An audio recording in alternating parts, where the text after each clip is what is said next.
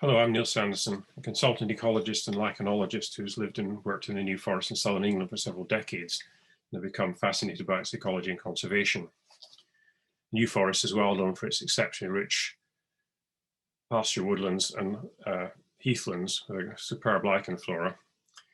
And it's an area of Crown Common land managed by Forestry England, which was Forestry Mission, and in the 19th century was the Office of Woods.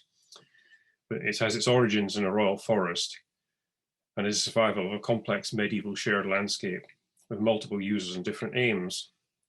The landscape and its habitat is largely the result of conflicting land uses and their constraints. It's not a planned landscape, it's not a nature reserve. One especially exciting piece of news in July was that Forestry England's New Forest Design Plan has been approved by Natural England. This aims to reverse a great deal of the past 200 years of damage caused by the intensification of forestry exploitation. How we got there and how it can be mended is what I'm going to talk about.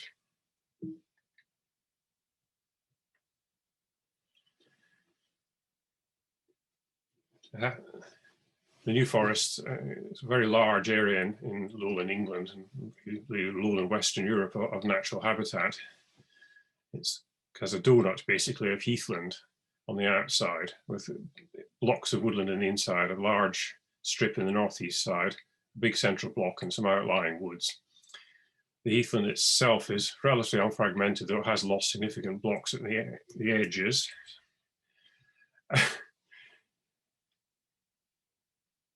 and little bits in the middle of the woodland where it's been converted to conifer plantation. The woodlands itself cover much the same area they did for millennia, basically, but they have been much fragmented by modern forestry. In terms of restoration, heathland's quite straightforward. Where you can, you restore it, and if it's on conifer plantation on heathland soils, it's quite a straightforward restoration. The old growth the requirement really is to de-link the fragmentation, and it's much less easy. This map shows the surviving area of old growth woodland in green, with the grey showing 19th century oak plantations, which are now mature. The blue arrows show areas of major fragmentation that have occurred since 1800, where we've lost interconnecting areas of old growth woodland and pasture woodland. The actual lichen assemblage is superb. You can see the numbers here. This is 1960s, that's a number there. It's very, very rich in warm, temperate Trentapolia species, and that's an example there of Enterographa laborata.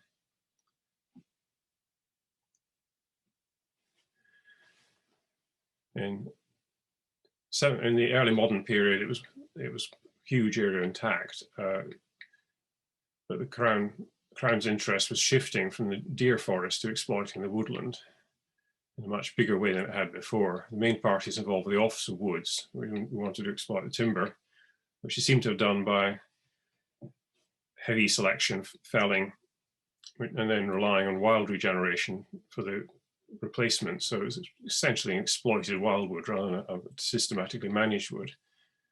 The deer forest officials were to look after the deer, but mainly it was about prestige and well graft. And the commoners had the rights to the grazing, and the presence of the deer forest and the commoners very much interfered with the Office of Woods' production of timber. I managed luckily to find an 18th century picture of exploitation in the forest, where it shows ancient trees plus trees being felled. So basically, I think they were taking the younger trees out from between the older trees. The deer forest people were pollarding thousands, possibly tens of thousands of pollards, which is probably a major feature that kept the old growth biodiversity going. And this is a broad arrow, oops,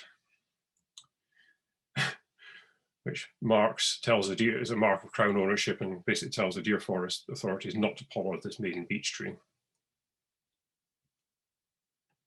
The Crown had established rights to temporarily enclose small areas to grow trees, and they did enclose clear fell and sow areas with trees, but few were very successful.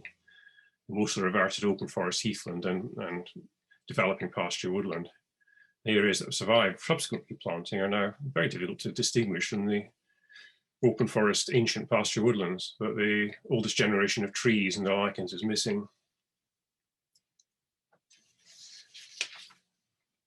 By the 1800, the Office of Woods definitely wanted to enclose the forest and start systematic forestry. By 1810, most royal forests had been enclosed, but they couldn't enclose the new forest because the value of the common grazings was so high that the compensation to the grazers would leave them with insufficient land to be enough forestry. So they got Acts of Parliament to change the areas of land they could enclose, and started what was called rolling enclosure to try and devalue the common rights. This is an extract from another presentation just to show how rolling enclosure worked. The red and green are the area of woodland about 1800, all pasture woodland. This is the enclosures that existed they were put in the 18th century with then developing pasture woodland in them. Then rolling enclosure proceeded through the early first half of the 19th century in a reasonably modest pace. Then 1851, the Deer Removal Act removed the deer forest authorities, and enclosure proceeded at an accelerated rate. And it was clear by 1860s that the Office of Woods intended to destroy the forest, and if you want to see how that would work, go to the Forest of Dean, where enclosure rolled right over the whole forest. The Office of Woods' attempt to enclose the forest failed. By the 1860s, it faced an alliance of commoners, their landlords, and a new middle class of artists and learned gentlemen. The latter of whom founded the New Forest Association, the second oldest conservation society in Britain, which is still fighting for the New Forest. And the New Forest Act of 1877 was passed, which stopped any new enclosures and also, in theory, protected the existing ancient and ornamental woodlands, as the old woodlands were known. In the 20th century, the Forest Commission took any opportunity it could to increase forest productivity. And after the Second World War, this really accelerated, and it started doing things that were probably outside the 1870 Act, like felling ancient woodland, like felling old growth woodlands in the enclosures, which actually survived enclosure, such as the picture here, where Corsican pine has been put into an old growth wood, in felled old growth woodland. That's the edge of the felling there. And on the right there, they even started felling areas of the open forest, which was clearly outside the Act. They got away with it by leaving a scattered trees and saying it wasn't clear felling.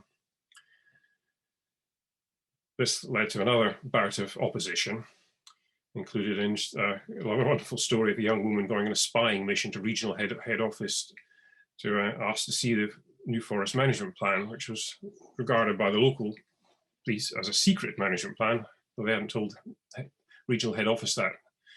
So she got to see the plan, which clearly meant they were going to completely destroy the biodiversity value of the forest. As a result of that campaign, this was halted by the minister's mandate, which stopped felling of oaks to conifer, stopped any felling on the open forest, and put the remaining oaks in the enclosures on a 200-year rotation. And again, we went into a period of stasis with nothing much happening. Well, let's step back and look at the lichens. We've got a wonderful, well-dated chronosequence and all the records and maps, and we've got detailed lichen records collected by Francis Rosen and continued by me. And classes of sites include ancient old growth stands dating from before 1700, over 300 years old. We have developing old growth woodlands between about 200 and 300 years old. And then we have the young growth woodlands with the 19th century oak. And these are very different lichen assemblages. And from these, you can draw out different groups. And I spent the COVID downtime getting the data into shape so we could map it on QGIS, including some extra surveys of areas we'd ignored. These are the classes, these are the species groups that have mapped.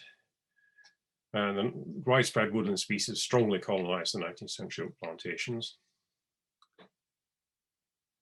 Widespread old growth species are those that have strongly recolonized the 18th century enclosures, and one or two occurrences are turning up in the 19th century enclosures too now, scattered occasional trees near old growth, which is very promising. And these include some very rare species like Prion hibernica and Ramonia chrysophea.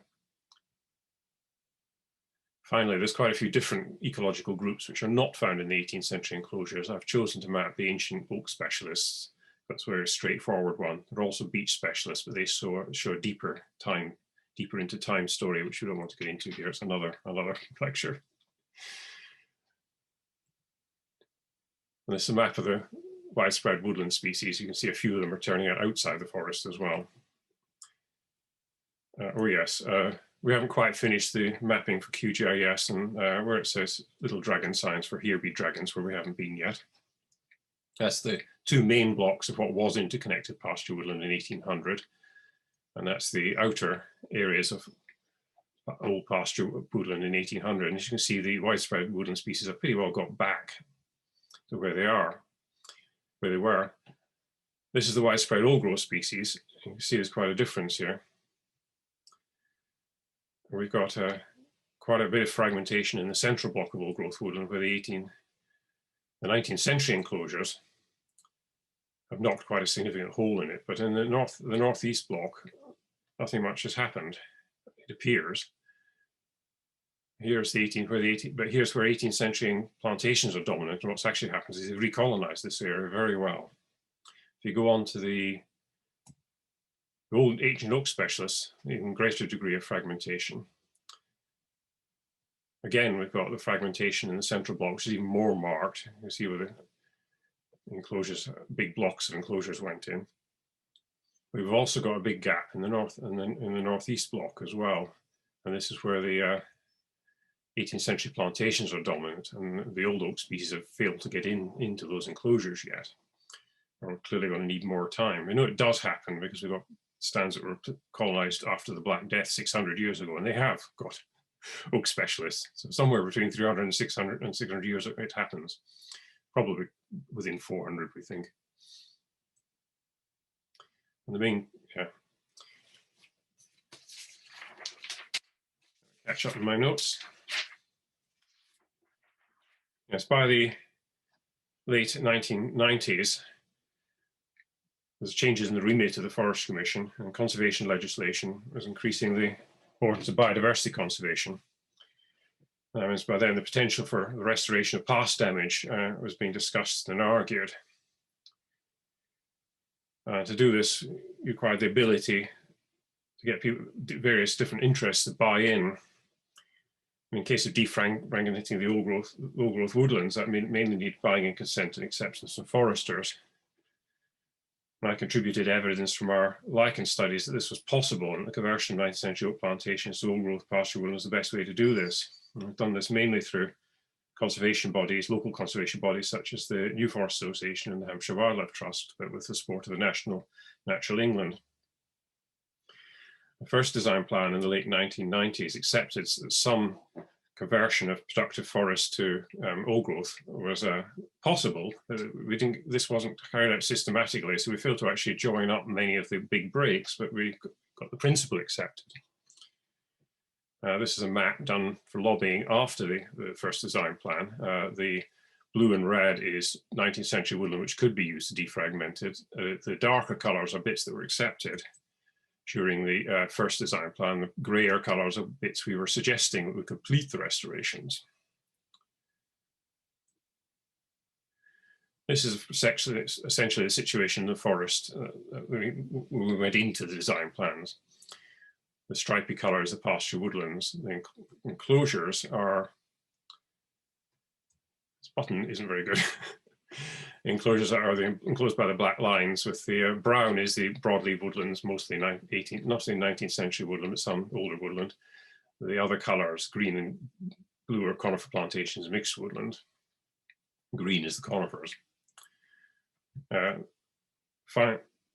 This is what we ended up with the new design plan. When we went into that, it started off accepting that there would be no conifer plantations. They would go, it would be replaced by native woodlands. There would still be productive woodlands, but there would be more reversion to old growth and much more linking up. That was sort of how we went in. There was a lot of lobbying and discussion went on, mainly about how much defragmentation and how the resulting old growth woodland would be managed. There was quite quite a lot of it was put down as non-ungrazed woodland, which would have been very good for the lichens. We lobbied to become pasture woodland, so it would be a much better quality with many more glades and would be much richer lichens, and we won that one. And this is the result we got, which is absolutely amazing. Exceeded our expectations. The vertical stripes of pasture woodland, all interconnected. We have the main central block has been completely healed. The brown bits are retained enclosed broadleaf woodlands, which have been managed for both production and conservation, and will be very important for the biodiversity of ungrazed woodlands. Particularly prominent in that is temporary open space, early succession habitats, which are very important for butterflies and vertebrates and just don't occur on the open forest. So they're very complementary to that. So the key points was that detailed survey data allowed the case to be made that defragmentation of the old growth was an important issue and possible. The time scales are very long. Full recovery from clear felling stands to close to old growth woodlands is over 300 years. It probably doesn't occur if you get more than a few kilometers of gap, we think, from the evidence of areas further from the forest. Recovery is faster if you can incorporate existing mature trees. So the 1810 to 1870 generation of oak and the new forest is vital if we're to see the successful within 100 years. Influencing the management of the forest result of 2 generations of lichenologists working through local as well as national conservation organizations to establish our credibility. In the case of the new forest, cultural continuity, which is something I like to stress, was very important in achieving the stability of land use that allowed ecological continuity of the forest to survive. We weren't buffered about by the vagaries of conservation fashion, let alone anything else. And the value to the local people, the A&O woodlands, as they're called, the old growth woodlands, was one very important feature in getting them preserved and them surviving for the last 200 years. So thank you very much.